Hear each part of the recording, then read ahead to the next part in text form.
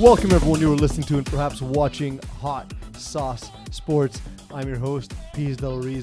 I am joined, of course, by my co-host, Terry Tam. Yeah. That's a weird reaction to your own name. That's me. I'm me. And Eagle, of course, is in the nest. He is producing us as he does week in, week out. Although we thought he was kidnapped. So that happened. Yeah.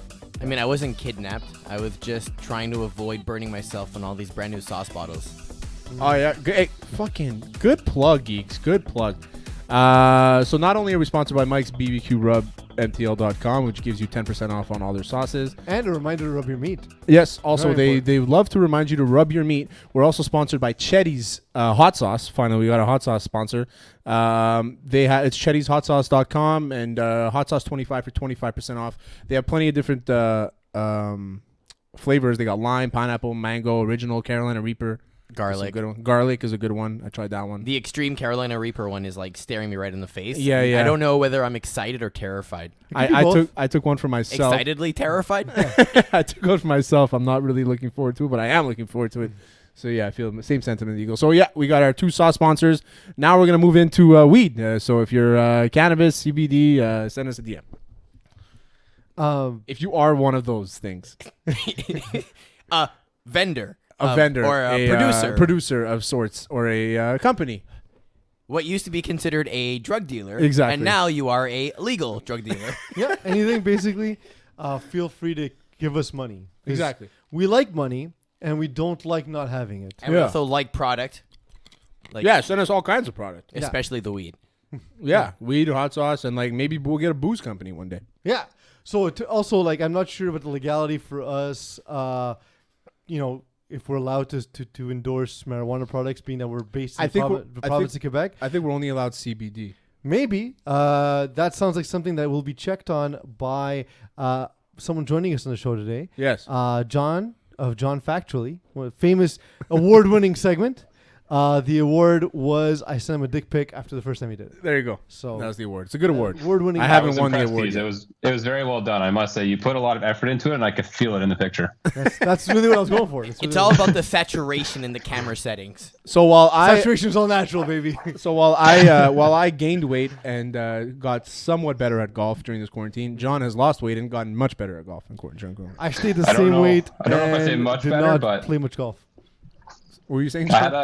I said I don't know if I say much better at golf, but there was an improvement. We'll say that. Okay, there you go. It's all that matters. So you're moving up in life. So for those who haven't seen the segment yet, at the end of the show, Jon will jump back into it with us, and he's going to correct all of the wrongs that we've, all of the factual errors we've had wrong during the show. He will fact check us, and then we will yell at him because we're never wrong.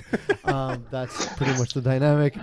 And we have another bonus segment that we're going to introduce this week. Oh, yeah, it's true. We have a fantasy draft, Hot Sauce Fantasy Draft, first ever. We got 10 of our employees and colleagues and friends to join the league. It's a league that we're not playing for any money, although we should totally done it for a fundraiser, by the way. Oh, should we? We haven't really established anything, so let's do it for a fundraiser. Yeah, I wouldn't mind, even if it's like $20 each or whatever. Yeah, let's do that. But we have what's the guy who finishes last in the league called again? It's like, there's an award specific. Oh, there is. Yeah, you're right.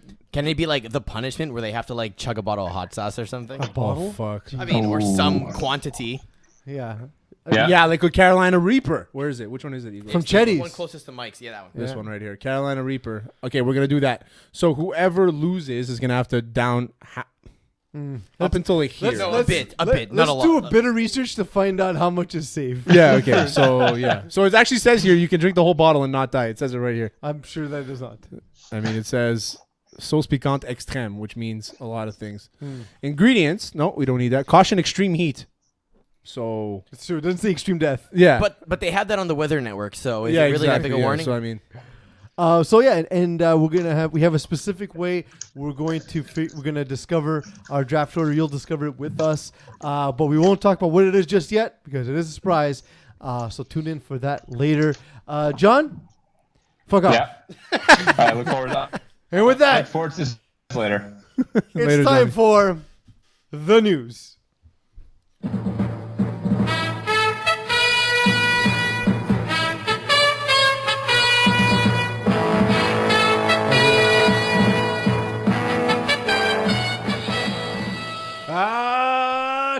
it's the news.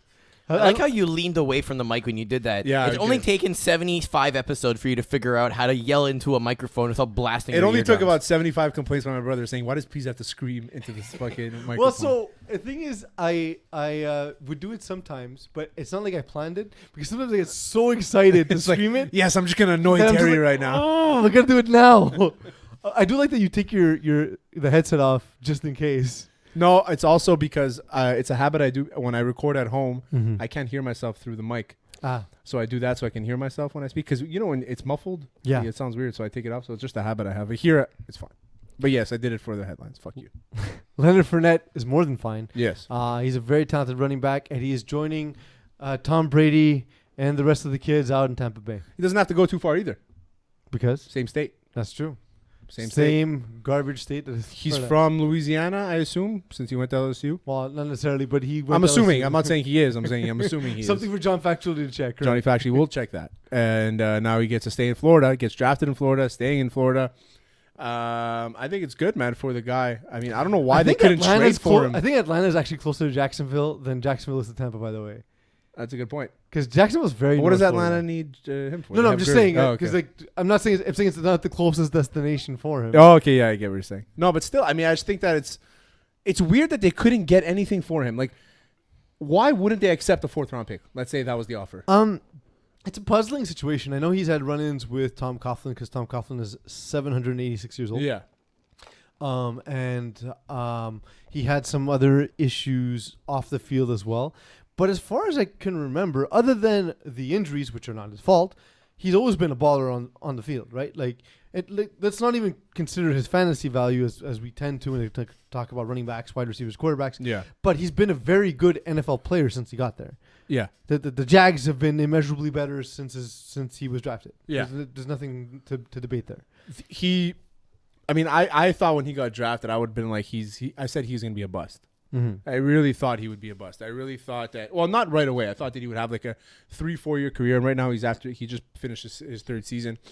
I thought Which is the average for an NFL running back. Yeah, for an NFL running, but not a 1st round NFL running back. So I thought that he would kind of be a bust. And I still think that he's going to start kind of slowing down. I think that this is the perfect situation for him to not slow down because he will be sharing the ball. He will be under a guy who's used the 2 running back system for years. 3 running back system, if anything else. He will be in a passing situation where he had 73 catches last year. Well, I think it's going to be a great situation. It's also the first time that Tom Brady is playing with a guy who is James White and a guy who is Sony Michel in the same body. Same body, yeah. Because he always had a scat back like Deion Lewis. Well, he's bigger than both those guys. Well, yeah. Yeah. Well, Sony's a big dude. Yeah, but Leonard Fournette's like 6'3", 240. At the beginning of last season, by the way, I don't know if you remember this. I remember watching one of those games in England, and they were talking about before the season, he put on like 35 pounds of muscle and dropped down 3% body fat. Fournette? Yeah, and I was like, how could that guy have gotten bigger? Because my goodness. That guy's a monster. Does Jacksonville have a problem with personalities? Because they got rid of Ramsey. Now they get rid of Fournette. I mean, Bortles, granted, had no talent, but that's another story. But he's a personality, Minshew though. must be on the cutting block then, right? I mean, because Minshew decided not to play this year, right? But that's exactly what is Jacksonville doing with their roster? Do they want carbon cookie cutter type of players that just go out and play and don't have a life? Well, what's the whole deal here? So I'm going to give you an example with the Islanders, and I'm sure John can correct me on this if I'm wrong. But the Islanders have Lou Lamoriello he took over there. And people are saying the Islanders are boring and all this stuff. And when Lou Lamoriello, his success in 95 and the early 2000s was with the Devils, who were by far the most boring fucking hockey championship team I've ever seen in my life. And the Islanders are doing that right now, but they're winning. There's success.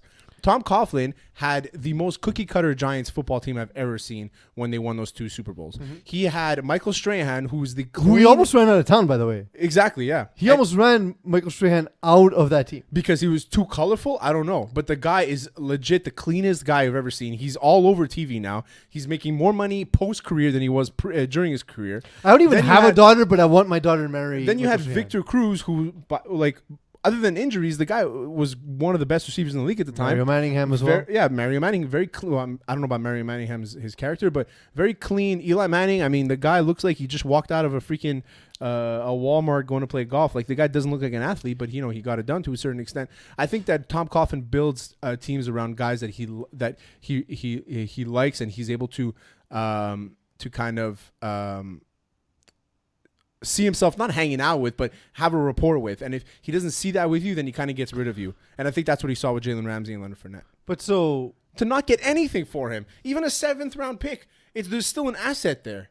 Like, the guy is a 1st round fucking pick 2 years ago. He's number 1 in fantasy. He had 73 catches, over 1,000 yards last year. Like, go fuck yourself. How do you not get anything for the guy? You know what? It might be the whole COVID situation that teams have so much talent this year, and they don't have a real opportunity to like put them out and see what the actual production is. And also testing, like bring them into medical facilities. Yeah, exactly. Like the ability for a team to just cut and sign a guy or move guys around and everything. Maybe it makes it more complicated that nobody's willing to take someone onto their roster because they're like, we already have enough RBs or we already have enough whatever it is. I get that because we see it happening. Patriots cut Mohamed Sanu today. Dallas cut Dix today and everything. Like there's guys who I get it if you're talking about those types of players though. You're right. You're 100%. But this is Leonard marquee Fournette. running back. This is a guy maybe drafted everyone to be has your a read franchise. on him that he's just not going to be productive this year. And that was probably the same read that I had, even though I'm far from an expert. Probably the same read that I had coming out of college, that he's not going to have a long career. But you can't. All you know. But he's still in a rookie deal. I know, but all you know. The move makes no sense. Yeah, all you know is what he did last year, and what he did last year was is phenomenal. Is a number 1 running back type of deal. Yeah. And Jacksonville, they're just, I don't know if, like, at least get an asset. If you're going to be rebuilding and blowing up the ship, at least get an asset for it. Also, Gardner Minshew is playing. Oh, I thought he opted out. I think he was just on the COVID list. Oh, that's what it was. Yes, you're right. My mistake. So then, let John correct me. Go fuck yourself. I'm sorry. So is there something where maybe his agent is asking crazy money, like Zeke money type of thing, and therefore Jacksonville's like, we're not even going to play ball, get out? No, but I think that agents are good at releasing the fact that he would be holding out, if that was the case. Because he still has the right to hold out. Of course, yeah. So I think agents are good at that. They'll release it to Adam Schefter. Adam Schefter would have come out with he wanted more money, 100%. So I don't think it was that. And I don't know. I just think it's very weird. Tom Coughlin's like, listen, we just don't want the headache anymore. Whatever the situation is, let's get rid of him. Doug Maroney's like, we tried to trade him. You didn't try to trade. If you tried to trade him, you would have got at least a fucking roll of tape. At least a roll of medical tape. Yeah. That's all you would have got. Or it doesn't make sense. What was Woody Harrelson traded for in semi-pro? Washing machine. Yeah. Fuck, we really needed that washing Could've machine. washing machine. To be fair, yeah, and look, I think it's the right kind of skill set to fit in Tampa Bay. I don't think. And don't ever compare Tom Coughlin to Jackie Moon ever again. I didn't. I was comparing Leonard Fournette to a washing machine.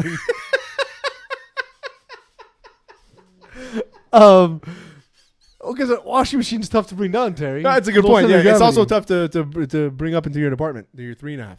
Yeah.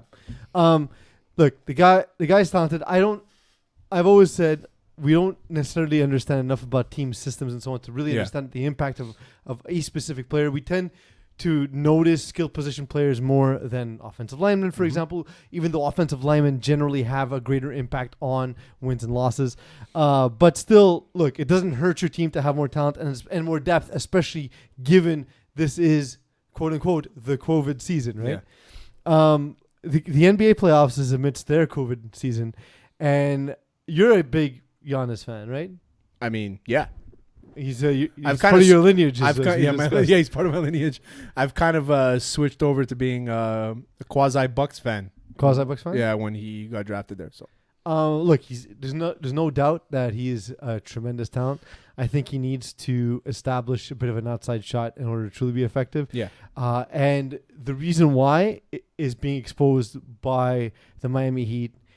Eric Spoelstra should win Coach of the Year every year. Eric Spoelstra, when he was in Miami, people hated on him so much for like, oh no, you had the top 3 players. Whatever. You go ahead and manage those guys. You manage those guys, 1 and 2. Eric Spoelstra was known to be the best film guy in the league. He started as a film guy. He's also one of the best defensive minds in the league. Mm-hmm. So Eric Spoelstra, yes, deserves big kudos for shutting down Giannis for 2 games right now. Do I think the Bucs are going to come back and at least tie it up? I do. But I think there's going to be a 7-game series. Coming back to win a series, they have to win 4 to 5 games. It'll probably be a 7-game series. Well, it has to be a 7-game series because I don't think Miami's going to lose 4 in a row. They're playing really good right now. What they're doing is they're just bombing from deep. I also hate that Will Power is right so far. I know, right? Because he is a fanboy, but he's the biggest fanboy. But the team's actually really well built. It's built to shoot threes. Will Power is a blogger for Hot Sauce Sports, if anybody. He's built to shoot threes, and they're built to defend. Yeah. And specifically defend big, tall, long teams like Milwaukee is. And when they added Crowder, it allows them to do a lot of switching where they can switch from Jimmy Butler to Crowder to Bam Adebayo. All three guys, tremendous athletes. Yeah. And I remember when that trade happened, it got a lot of criticism, but I liked it defensively because it was a trade specifically for this series. Crowder's going to get more time in this series than he will the rest of the playoffs. Yeah. Because of his value defensively. Because it's more of those. I'm trying to remember what the example was. Oh, it was Lance Stevenson against LeBron James. Yeah. I don't know how many minutes he ate, but there was no reason why he should have been on the court that much. But he had manned up LeBron James so well that series. He licked him in the ear. I remember. That's who he kept, and he blew in his ear. Yeah. I love it. Yeah. He was on there because he was getting in LeBron's head, and I think it's that type of thing where you need to get a guy just to ISO him. Yeah. The game ended kind of strange. Yeah. There was the Heat were up by 3. And the following play happened, and let's take a quick look, and we'll react to it shortly thereafter. Even in the position to make him do it, but to me, he was established. Yeah, I just want to endorse this. Mark Davis. I know nothing about basketball, and I actually don't know when fouls are fouls, and I know that that's not a foul. So I'll explain it. Goran Dragic makes a tremendous defensive play. Yeah. Just reading where Milton's going to go. Yeah. Gets there first. Stands straight and puts his arms up. Doesn't leave the ground. Milton jumps into him. What is it? Was it a makeup call? Well, no. We'll get to the makeup call in a second. Okay. There's a makeup call for that. So the Heat are winning by 3. That foul is called on Dragic for on a 3-point shot. So Middleton gets three shots. Sinks all 3 because Middleton's a great shooter. Yeah. All this after Jimmy Butler misses 1 of 2 foul shots because this game could have been over already. But whatever. They're kept in the game. And then the ball gets kicked out to Jimmy Butler at the end of the game. Time's on the clock when the foul occurred here. Is it Giannis? That's the foul. Where's the foul there? The Bucs used their challenge already. He actually I don't want to they foul get him. Giannis for the Let me foul. move Let's see my the hand left out hand of the here. way. Does he? Because he breaks through contact. Because he puts touches it his on back. the body of the shooter, Jimmy Butler. Yeah. Let's see if he gets it away. Just make sure that he gets it away in time. It appeared that he did, and it's definitely out of his hand. And there's the contact. I'm not going to. I just love the audio right here. Where's the foul there? She's like, where is it? But listen in the back, just quick. The Bucs. That's terrible. So the thing is that I see why the ref would have called that as a foul because you look at the guy falls and has his hand on his back, so maybe. But in the playoffs, you don't call. But if you didn't make the call on Middleton, he's not making that call. Exactly. The game ended as it should, right? Milwaukee got a terrible call go their way. Fine. Then Miami gets a terrible call go their way. But if neither call happens, Milton likely doesn't make that shot. How do you feel about makeup calls? I think the whole process. Just call the thing you see. Yeah, exactly, right? And call the thing you see. And the one thing I will say is, if you're the kind of ref who lets things go in late in playoff games, that's fine too. If you call things late in playoff games, that's fine too. This is how I feel about makeup calls. I like them when it benefits my team. When the calls. I like it when it benefits my bets. That's the thing. That's even better. I actually had a nice parlay bet the other day. I had put $45 random on Flyers and Vancouver winning. Flyers ended up going to overtime against Islanders. They almost blew a 3-1 lead with 4 minutes left. I won my bet, so I'm happy. Well, 3-1's the new 2-0. It's the worst lead in hockey. And I made a bet tonight. I forgot what it is, but I made a bet tonight. I love how it's that degenerate. I don't know what my bet is, but there's money involved. I picked a hockey game and a basketball game. I just don't remember which ones. There was Raptors. I don't think I chose the Raptors. I don't think I wouldn't bet on the Raptors.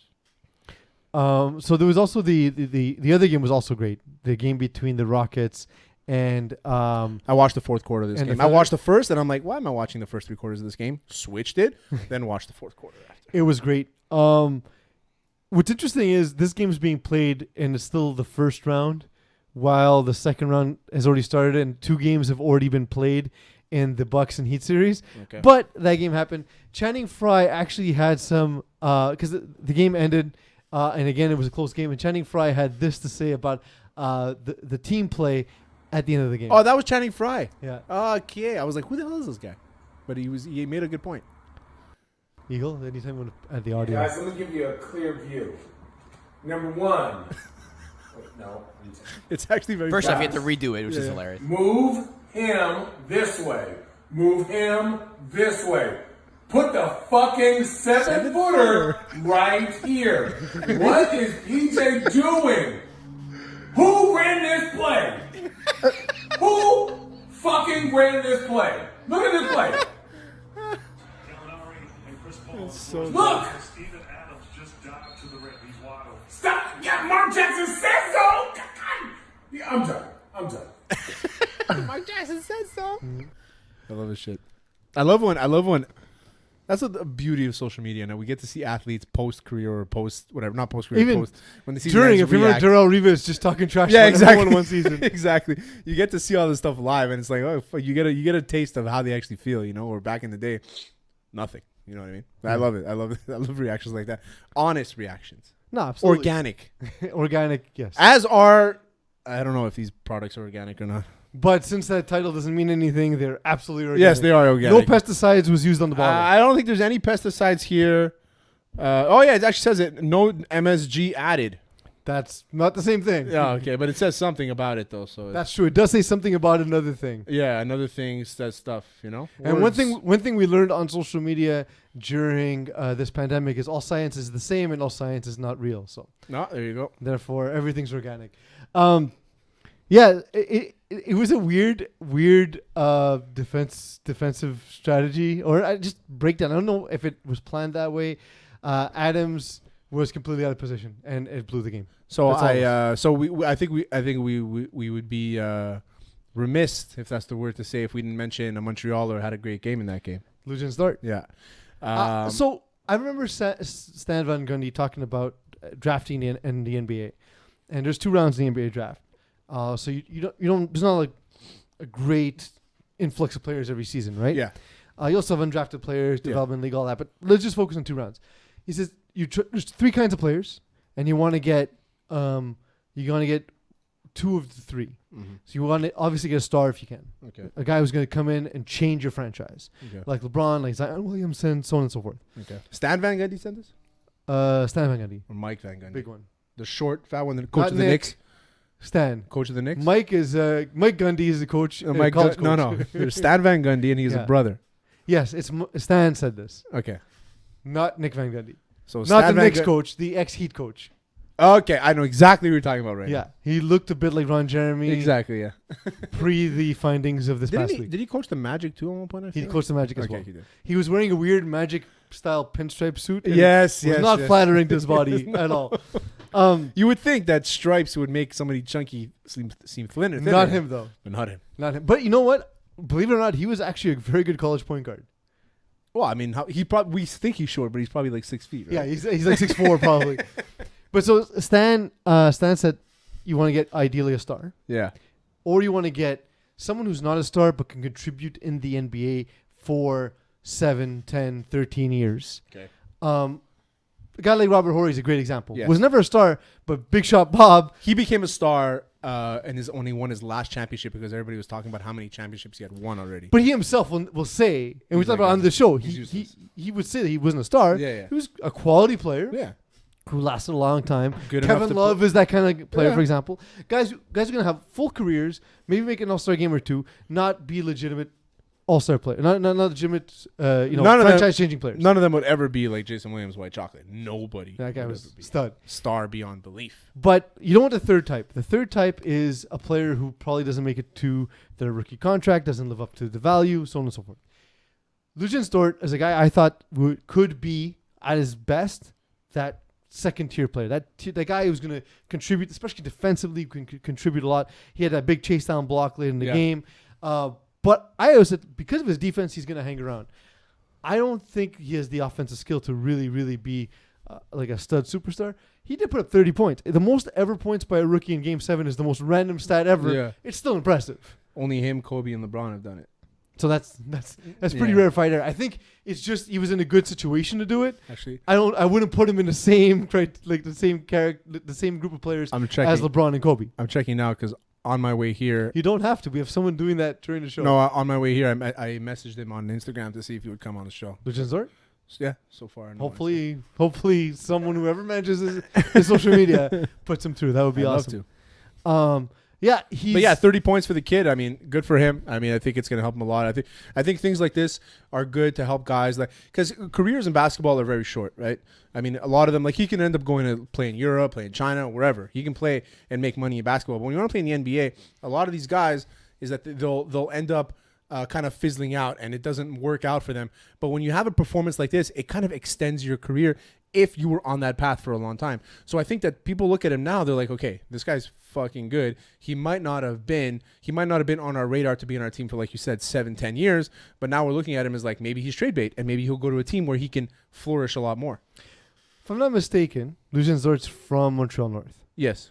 We're not far from here. Yeah. So I'm trying to think, and this is like this specific question is specifically to the Montrealers in our audience. Do you think he's like, shoot some hoops? There's that court right near Calixa Lavallee? Does he Does he go to that 2-for-1 pizza place when he's done? Does he go to Vincent Soumarine's not far? Or is he Chez Matante's not far? Chez Matante, I think. It's a little far. I don't know if he's a Chez Matante kind of guy. Where do you think he goes to eat in Montreal? Like in Montreal North? From that area? It's like Montreal North. I'm not too familiar with Montreal. Is it worth the drive to Dickens? On P9. Yeah, maybe he went out to Dickens. Yeah, Dickens might be, but Dickens have weird hours. I don't know. Chez Matante is late. I still think it's that terrible 2-for-1 99-cent pizza. Yeah, I think pizza slice place. I'm gonna agree with you. Right next to the court. I remember eating there much of my younger years. It's still around. It's obviously there to launder money. Yeah. Because there's no other reason that place to still be open. The pizza's terrible, but it's very convenient. It's right there. It's right there. So best of luck to him moving forward. Chris Paul had some comments on the refereeing of this game. Let's take a look. Of course he did. Report, go ahead. Hey, Chris, there was a lot happening with the officiating tonight. There was a delay of game call. Why do you feel like you got that call? Delay of game? Mm-hmm. It's crazy. It's been going on in the bubble, like the replays. They show the replays sometimes so that obviously it's an advantage if you get to see the replay and then you challenge. So, like myself and I dropped down to tie my shoe up to hopefully see if we see the replay. Scott Foster walked over to me and told me, Chris, you ain't got to do that. I got him sweeping up the floor. Okay, cool. So I start tying my shoe back up, and he still called the delay of game.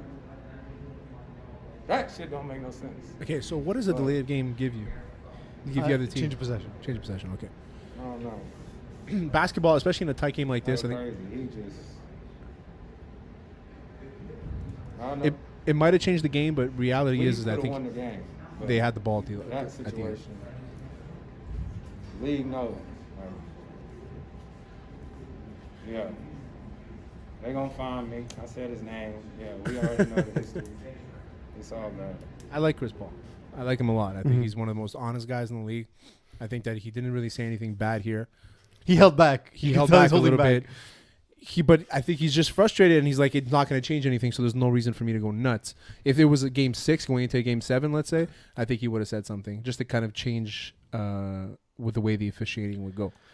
Yeah, I don't think that he's wrong for saying what he said. If he gets fined, it's only because he mentioned the ref's name, like he said. But the thing is that I feel like he knows that they're not supposed to wait for the replay to show. Mm-hmm.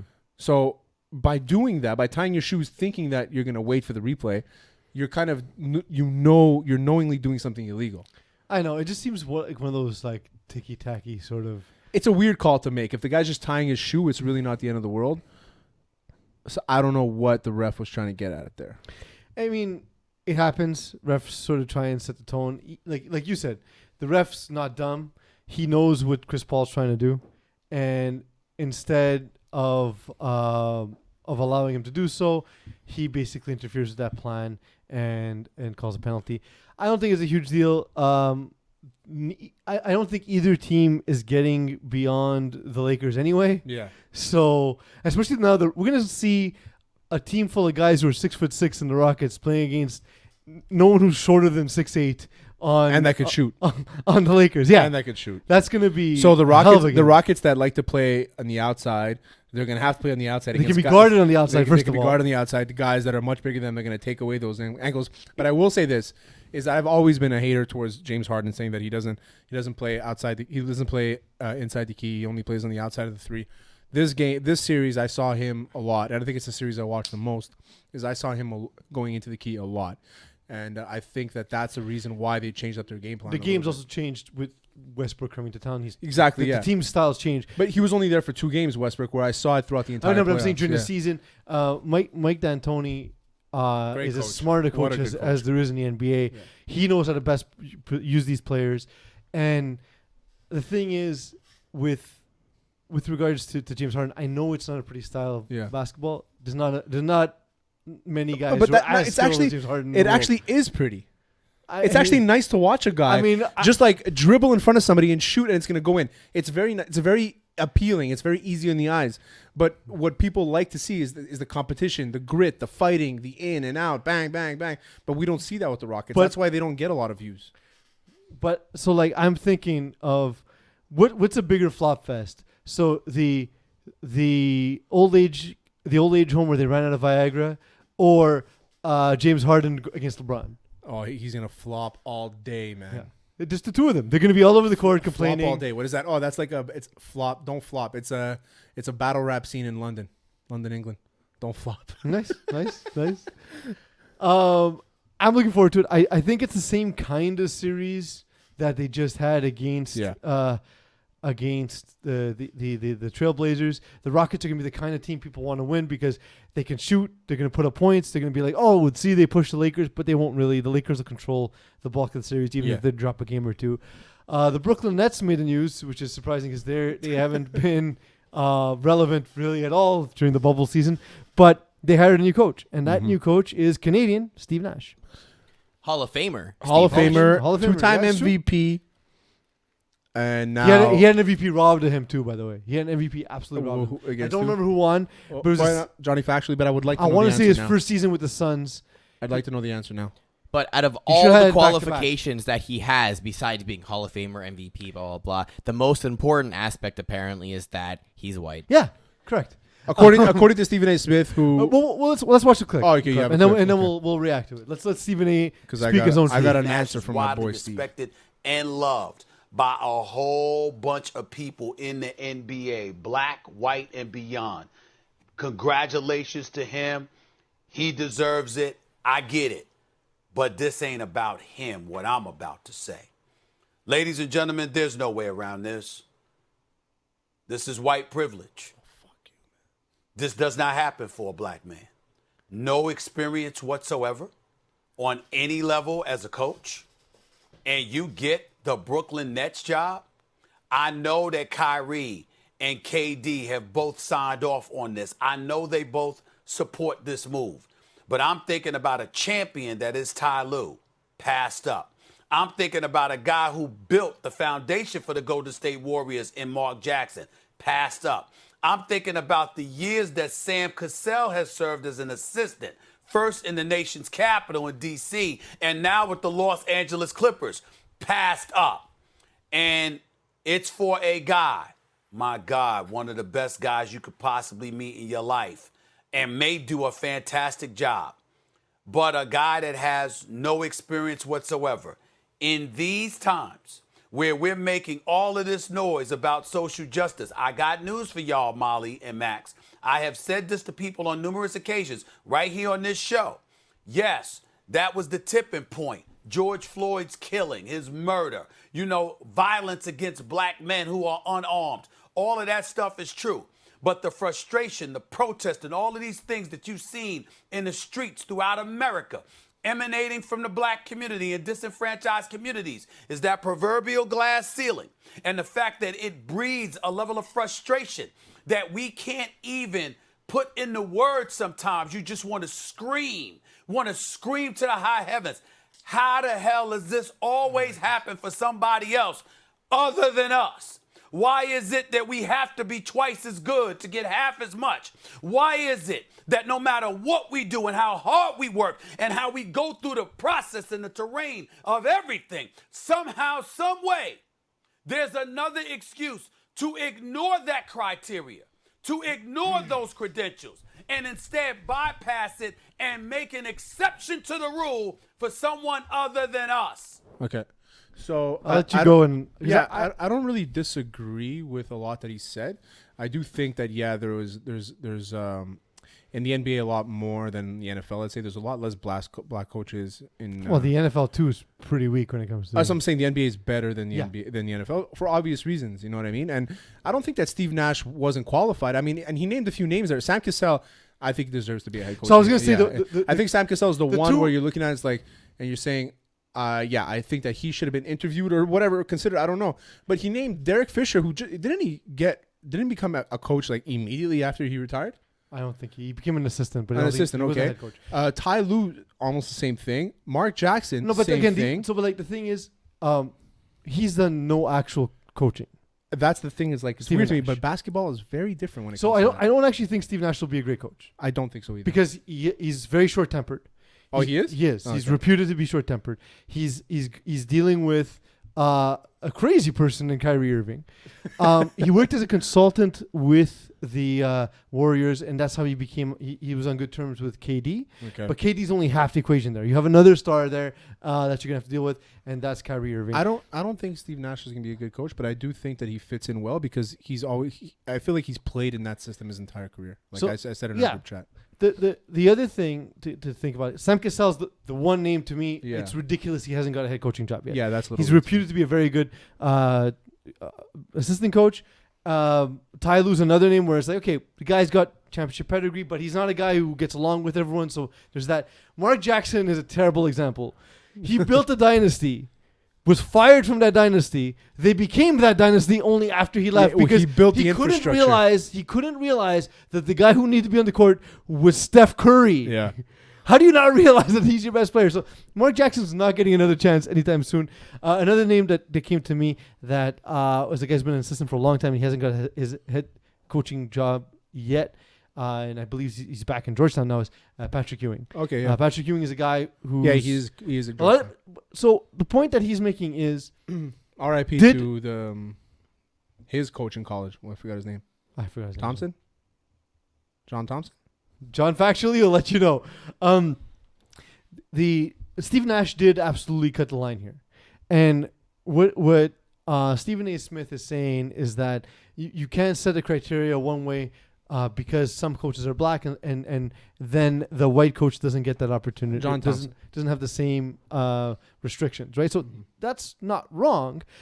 I will say a similar criticism was made about Magic Johnson by Dan Le Batard when he was hired as the GM or president of the Lakers. Yeah. And he got ripped by Stephen A. Smith. It was one of the rare cases of ESPN on ESPN violence that I can remember. What's wrong with a former player becoming a GM or a president? Well, the thing is that Magic Johnson wasn't any good any time when he coached. He was awful. Yeah. He didn't have a track record. He had no reason to be hired for that job other than being Magic Johnson. But the NBA likes to do what they do is they like to hire guys to make it seem like we're in the right direction. Guys with names. Yeah. And not necessarily the guys that are the most qualified.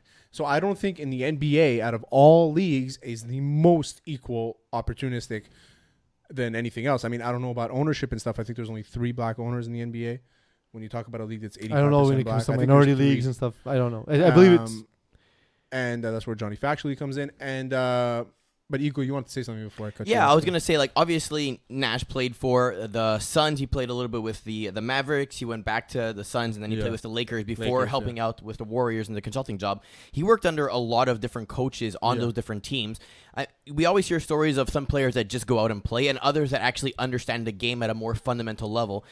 We don't know the inside workings. Maybe he is responsible for a lot of the success he had with those teams that he then brought with him when he did the consulting job in Golden State and built a reputation of being. Is he the guy to handle prima donna stars like Kyrie and But KD? that's an entirely different thing, right? But Eagle, his best years were under the coach Mike D'Antoni, who we just talked about as being one of the greatest minds in basketball, right? So I was gonna ask you who his coach is, and Mike D'Antoni being his coach, winning him those 2 MVPs. I mean, obviously we can't take away. Yeah, he had to do it, but and especially the style of play. They reinvented sort of the pick and roll. They brought the pick and roll to modern basketball in terms of the way that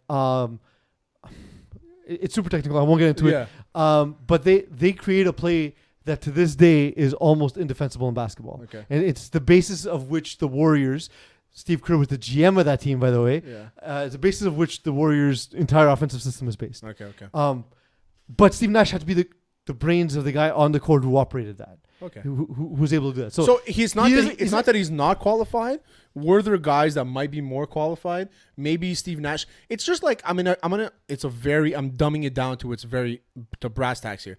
It's when I'm selecting a guy in fantasy football, it might be that Leonard Fournette might be the better option, but I might want to draft a Ronald Jones, let's say, just to use the scenario, a Ronald Jones, because I like him. I like what he brings or something that he's going to do in week 5 or whatever it is. It might be something else, an intangible that you don't know about that they wanted to hire Steve Nash. I don't think that it's bad. But I think the problem is, and then we'll end it. I'll say, and then you guys can go. We'll end it. Is the problem is with this is that as soon as Stephen A. Smith mentions this, then it's automatically white privilege, and it's they didn't interview any black coaches. But to Stephen A.'s point, it never happens for a black coach. And like I said at the beginning, I agree with most of the things. That's I say why not us? So what happens is that some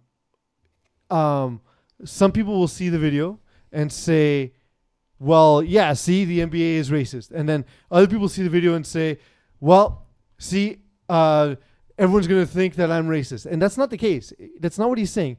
What he's actually saying is that Steve Nash sort of quote unquote cut the line based on what we've seen forever in basketball. And that opportunity is not present for black coaches. And that can't be disputed. So I'm right about Derek Fisher. Derek Fisher played in the NBA from 1996 to 2014. In 2014, he became the coach of the Knicks. He wasn't a head coach though. But still, no, it says as coach. It doesn't say as head coach. He was an but either coach. way, and then 2019. It's commentary for players to go from player to assistant coach, and they're being groomed for like Ty Lue, like Zach Cassell, like a lot of guys. But Steve Nash never was an assistant coach. Is the issue? Yeah, it's true. I mean, nobody's in that meeting room. Nobody knows exactly what's going on. Eagle, it's time. Before we get into that, I need to know if you want anything from Bell Pros. My wife is asking? Yes. No, I can't. I'm on my diet this evening. I'm good. Thanks. You sure? Yeah. All right. It is now time for rapid fire, and I don't have the thing ready because I was texting your wife. That Thank you. sound came off weird, but that's okay. It's okay. You manage my whole life, dude. There we go. It's okay. My We're going to girlfriend start has a with crush on you. young Ovie. Alex Ovechkin posted a video of his 2-year-old, and it seems like he's already better at hockey than any of us have ever been in our entire lives. Speak for yourself, little guy. I just learned how to do that last week, by the way. Bravo. Еще раз давай.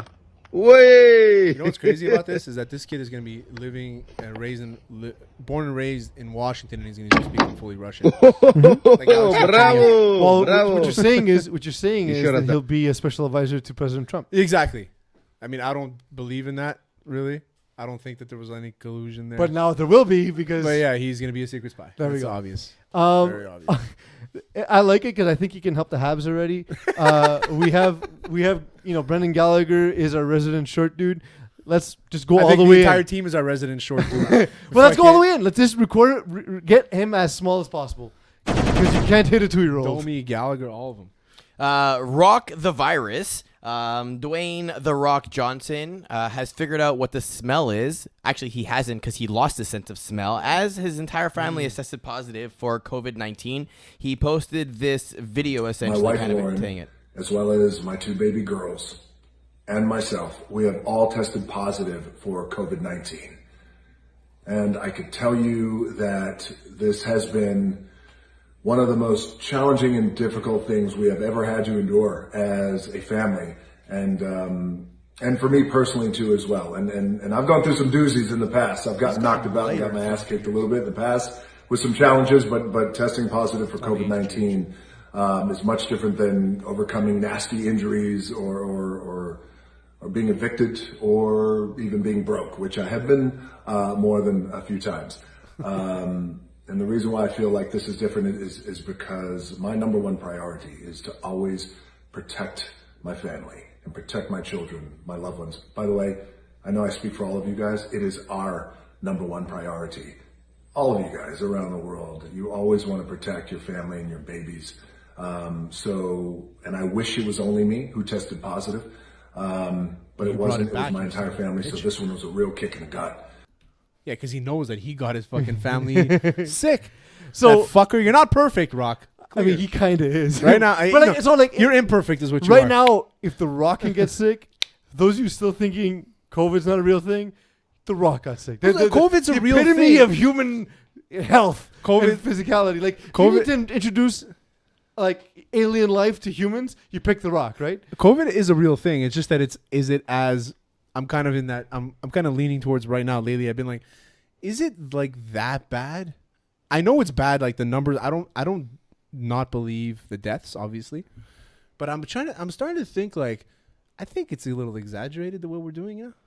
I mean, it depends. In Florida, they haven't done anything, so that's what I'm saying. We're gonna be having 50,000 people at Dolphin Stadium, which is more than usual. Maybe we just needed to let it go and kill the weak. Wow. It's a Bill Burr bit. Kill the herd. Yeah. Stock crashing. Boston Red Sox pitcher Robert Stock currently has an ERA of over 7, which is terrible. Awesome. And his wife is very good at Twitter, apparently. So someone tweeted a generic statement saying, "I implore you all to put on the Red Sox game. They have this dude, Robert Stock, pitching, and he looks like he's twice divorced and completely given up on life. I can't stop watching him. It's transfixing." To which she quoted it and replied, "0 times divorced, but if he keeps walking the leadoff batter, I'll consider filing papers." It's just like the backup goalie for the Hurricanes, the guy that came in, the E-Bug. What was it? See, we're already forgetting his name. David Ayers. Oh, David Ayers, that's it. Yeah. His wife on Twitter, she ended up getting like 50,000 followers because she was so funny that night. It's awesome. Honestly, like I saw that and I kind of chuckled, and then it made me think, what if he walks like batters the next game? Maybe he's not this into the marriage. Yeah, maybe he's not into it. Maybe he's just like, hey, she's giving me the out. Let me take it. Let me take it. Let me literally. What do you want? 4 balls? No problem. Intentional walk. What you gonna do now? Imagine he tries to walk and he strikes them out. He's like, maybe I'm not that good at baseball. I'm not that good at baseball. More news from Washington about the Washington football team owner guy. ESPN is set to interview several women who are alleged victims of the Redskins' toxic, or formerly known as Redskins, toxic environment and sexual harassment culture in Washington. I only have one thing to say. Let's make sure we have a fuck ton of popcorn on this one. Yeah. It's honestly, I've been saying since the beginning, this reminds me of the Donald Sterling situation. I would, even though this never happens in the NFL, I'm surprised if Dan Snyder gets to keep his team, because I believe it's something like if 2/3 of the owners decide that he's no longer going to be able to own his team, he's going to be forced out. We saw the owner of Salt Lake, Real Salt Lake, being forced to sell his team. I think we're going to see that with the Washington football team as well. It would be nuts, and I Jeff think Bezos. It would be as such. Oh yeah, I mean, 100%. Or his wife. What's her name? But Bezos wants to buy an NFL team, though. No, but what's his wife's name? I don't remember. She became the richest woman in the world after the divorce. Lady Bezos. No, so I think that if it does happen to Dan Snyder, the NFL would. It's a huge statement for the NFL. Huge. Because Dan Snyder is like one of the. I think he's the second richest after Jerry Jones out of all the owners. Mm-hmm. Mackenzie Scott is her name, by the way. Mackenzie Scott. There you go. Sorry, I stole one from you, John. He's like the second richest coach owner in the NFL. So I think it'll be amazing for Roger Goodell to say, listen, we're not going to have this guy. Too much bad publicity. I don't care what he's done, what he's tried to do. I think that throughout all the years, he's just kind of led us to this point. He let it happen. But he's also not, I know he's rich, but he's also not liked by the other owners. Before all this happened. But money talks a lot in the NFL, right? I think you know that, is that if you have the money as an owner, it's like you have more power. Jerry Jones, I don't think he's liked either, but him and Kraft and Snyder and if Bezos puts in a call to Jerry Jones, says, listen, I'm buying Washington, get rid of this joker. Like, that's the money, right? It's crazy how we talk about how as if Jerry Jones makes all the decisions. It's crazy. Why don't you make a decision to win a Super Bowl once in a while? You fucking old, wrinkly piece of shit. That's the one thing you can't do, Terry. Fuck. No, he actually did it 3 times. Well, and then he decided to get rid of Jimmy Jones. But Jimmy he won Johnson, it again after. with Jimmy Johnson's players. Yeah. Jimmy Johnson's players and Jimmy Johnson's protege, Barry Switzer. Polarizing after yesterday, where Vancouver Canucks goaltender Thatcher Demko is the first goaltender to ever come into a playoff game as a rookie and win an elimination game since Jose Theodore back in 1997 or whatever it was. The Vancouver Canucks apparently have been fined $45,000 for trying to sneak 2 strippers into the Edmonton bubble to celebrate his victory. I mean, first things first. If Edmonton strippers. Edmonton strippers. This can't be great. No. There's a fuck ton of money in Edmonton. Oil money, my friend. All right. So I knew a couple guys that worked at Fort McMurray's, probably a couple hours outside of Edmonton, Jon Factually. And they said all guys did was buy Coke and order strippers and hookers. That's all they did. That's all they spent their money on. And he's like, these strippers were beautiful because it's such it's big money down there. All right. Well, now we know. I have a question, Eagle. Was this before or after the game? This was after the game. Why would you do it before the game? Because the guy hype him up. I was going to say, because you're an awful teammate. We talked about it last week with Corey Kennedy, right? Like, maybe you want him to get off. Because I'm saying, because we had this debate last week, is like, is it like the heavy legs, or is it like a racehorse that you gotta get it milked before you go? You gotta pump them, yeah. So it could have solved a debate, but I think goalies in hockey. I think John will be able to attest to this too because he's a hockey scout. He's a hockey stats. He's a hockey stats guy, but he's also a scout. We need to add a column on his stat sheets as jerked off yes or no. Yeah. And I think that goalies are very particular. So I think strippers before would throw them off. Yeah, I agree. Yeah. I completely agree. They're very particular people. You hear stories so we need of to know. We need to know if this is factual or not. Goalies are fucking weird. Exactly. You hear stories from NHL teams where they're like, "Oh, who do you like bunking with on road trips?" And nobody says the goalie. And people have asked, like, "Well, why not the goalies?" Like, "Oh, because they're weird." Look at Brizgalov. Remember him? Or look at how the last picture we saw of Ed Belfour before he got arrested. So yeah, makes sense. That's it for Rapid Fire today. Okay, let's bring John on. Let's see where we're wrong. This segment is called Beautiful Mug. Jon Factually. John's been watching and listening to the show all show long. He now has a litany of situations where we were wrong. John, fire away. All right. So first and foremost, I don't think being sponsored by a weed company is impossible, but there's a lot of regulations. Okay, there you go. So we'll see. That was the only one we really needed to know, John. Yeah. It really, you should have gotten the answer on that one because that affects our income. Come on, bro. Come on. Oh, no. So, for example, like you can do things like you can advertise the brand, not the product. So there's ways around it. Oh, okay. So I can say sponsored by Excellent. whatever it is, Can-I brands, but not tell you that they have like all their sleep products, and this helped me go to sleep. This sounds like a weird infomercial where it's like, I can't actually tell you to go ask your doctor to prescribe it to you, but you can ask him about it. Yeah, have you ever bought anything on an infomercial? No. However, I did get a magic bullet at Canadian Tire. Yeah, so I bought things from infomercials at Canadian Tire, Walmart. What about you, John? Yeah, I can actually. Yeah, I've done that. Magic bullet. As seen on TV. You gotta, Exactly. Fournette was born in New Orleans, so you guys were close with Louisiana there in the right state. Yeah. Lamorello was the coach of the Islanders and the Devils, so you were correct, Terry. There you go. Actually, I said GM though, so I was kind of wrong. I was an idiot. But you're right. You're right. I knew he was the head coach, but I'm an idiot. You're right. John's wrong. Okay, there you go. Johnny wrongly. Damn it! I missed an opportunity there. 3-0. Fournette. Some of the theories was that GMs weren't prepared to pay the $4 million, so Tampa essentially got him at a half-price discount. Okay. And another thing too with some of the running backs with the new CBA, if a player holds out, they don't get the year accrued on their contract. So that's why you're seeing the hold-ins, as some people like to call it. Yeah, hold-ins. Yeah, it's a little bit weird, but I like it. Sorry for basketball. Yeah. Just to go on shining fry, I'm not a basketball guy, as been made clear in this segment, but I think I know that a 7-foot guy in the key is a logical move. Yeah, it is a logical move. Putting your big guy especially when he's as slow as Steven Adams. As per every single highlight video I've ever seen of Shaq. Yeah. Putting your big guy in the middle is good. Exactly. As for Steve Nash, the year was 2006 when Kobe won. Yeah. As for there's 3 non-white owners in the NBA. There's Michael Jordan. There's I'm going to butcher this, but Vivek Ranadive. Nailed it. The Sacramento owner. Yeah. And then I'm going to butcher this one too, but Joseph Tsai. He is a Taiwanese Canadian owner, which could explain his why he wanted Steve Nash, but we're not going to go down that again. You guys did a good job on that. Coach of Georgetown was John Thompson. Yeah, so I nailed He was there from 72 to 99. But I said it before, too. Yeah. And then finally, the shortest Habs player on the roster, according to Google, is actually Paul Byron. It's going to be Sergei Ovechkin. Yeah. Exactly. But like you're raising your kid in Canada. Don't call him Sergey. In Canada, in the States. Don't call him Sergey. Yeah, it's going to be rough. Call him John or something.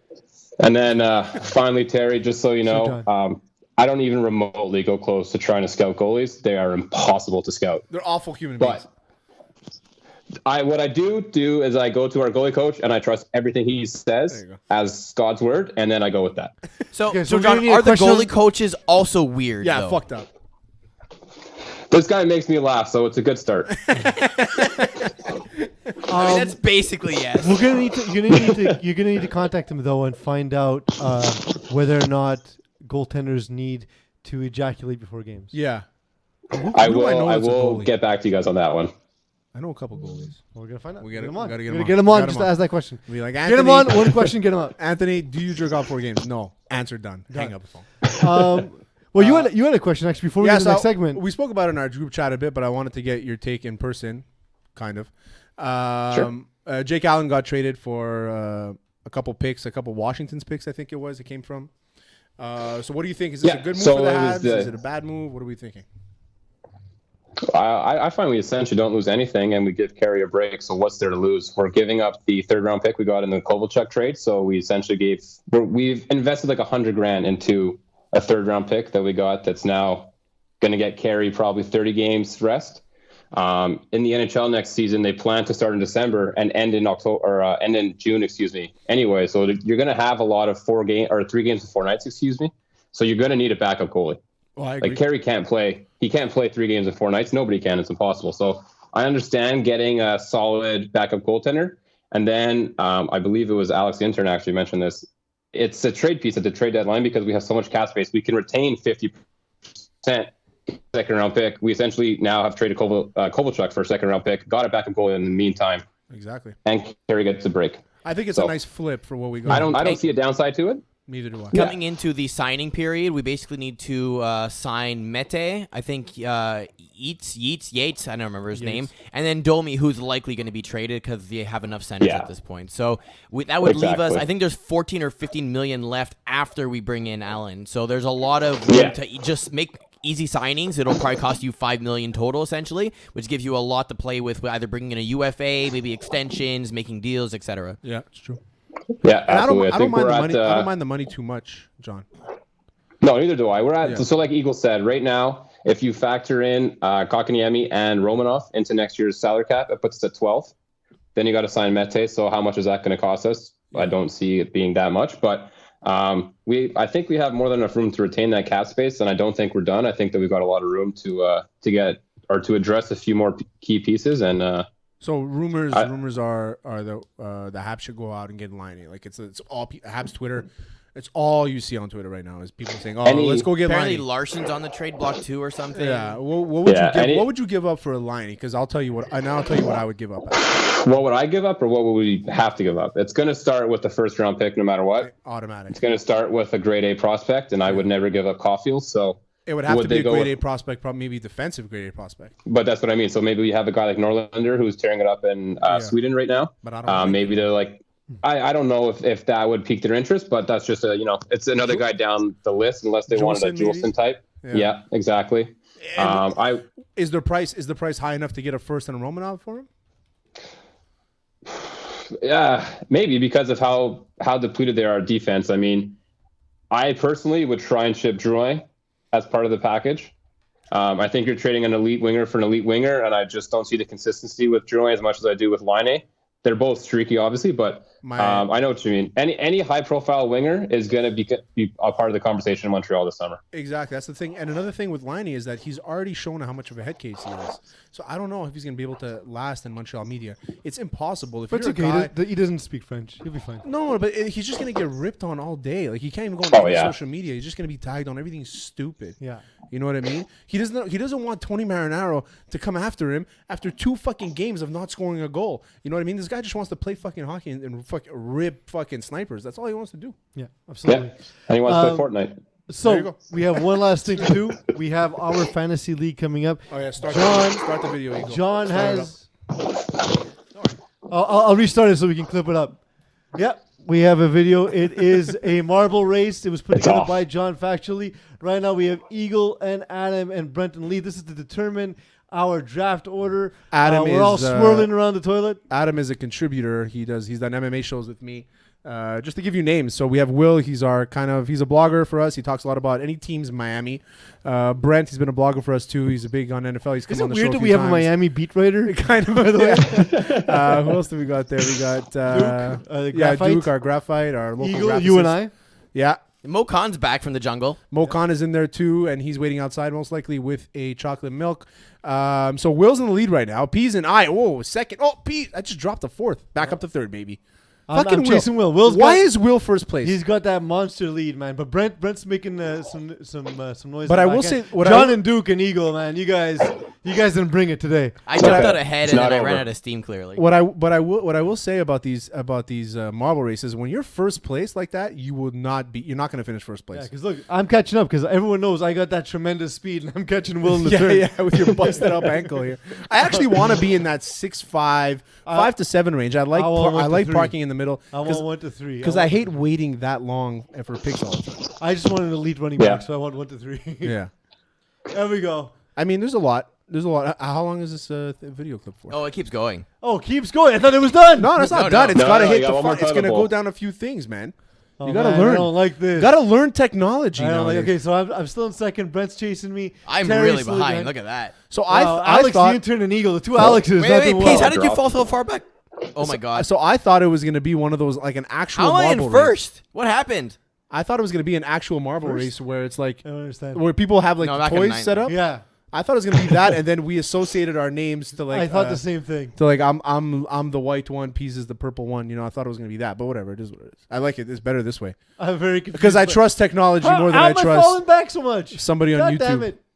I love this shit though. Who's first? Will's back in first. Where am I here? Whoa, Will's taking a commanding. Okay, but you know, Will being first, you know he's going to draft Tua, so we know Tua's off the board. Or Jordan Howard. Yeah, exactly.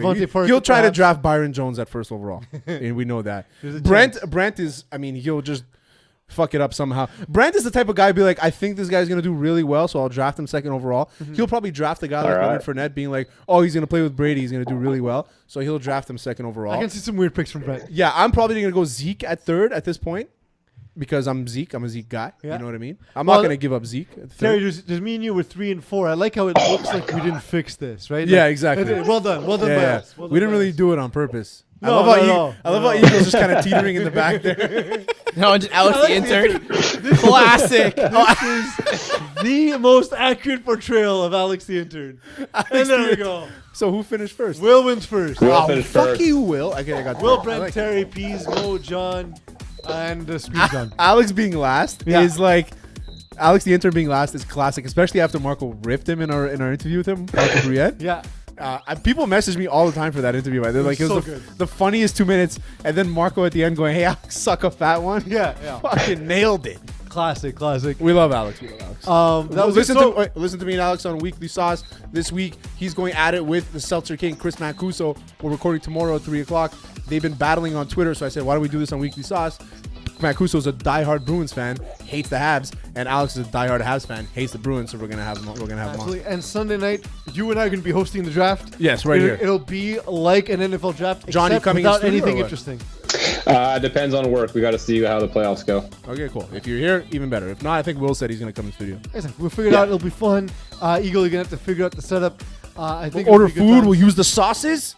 Oh, that's pretty good. Oh, John, you're gonna miss out, man. You gotta come. Yeah. Oh. We'll get that figured out. I'll figure it out. So we'll stream that Sunday night. In the meantime, you've been Terry, you've been Eagle, I've been trying. you've been Factual, I've been Peeze. You've been listening to Hot Sauce Sports. Don't know why we record that. That's nailed. It's nailed. You nailed it, baby. Nailed it.